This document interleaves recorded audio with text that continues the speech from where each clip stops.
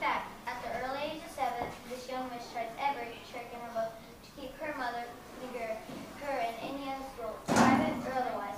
Now let's watch this class in Operation Rejection. Mommy! Yes, Bubbles? Is this Mrs. Gooseberry's school? Bubbles, the lady's name is not Gooseberry, it's Shrewsbury. I want you to be very careful while we're inside. Miss Shrewsbury does not admit every little girl to her private school. She's very meticulous. She's very meticulous?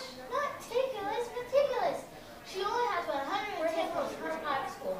That's not so private. Bubbles, we speak of private schools are opposite to public schools. Public schools have a large body. Miss Shrewsbury has a small body.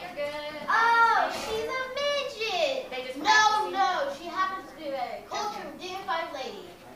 Who? Who have we just been talking about? Mrs. Gooseberry. Shrewsbury. We're in the office now. Bill, straighten your dress, and for goodness sake, don't act natural. Hello, how do you do? This is my little one, Bubbles. Bubbles, meet Miss Gooseberry. Shrewsbury, please. Oh yes, meet Miss Gooseberry, the lady Bubbles. Bubbles, what not name? Are you a little girl or a little boy? I'm a little kitten.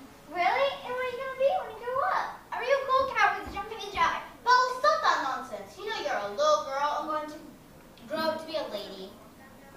I hope. I know, Mommy. Then why didn't you say so? Well, she asked me a silly question, so I gave her a silly answer.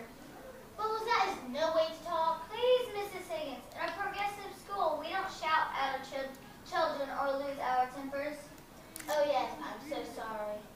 Now, before we accept your daughter, I'd like to ask, is certain, if possible, her IQ?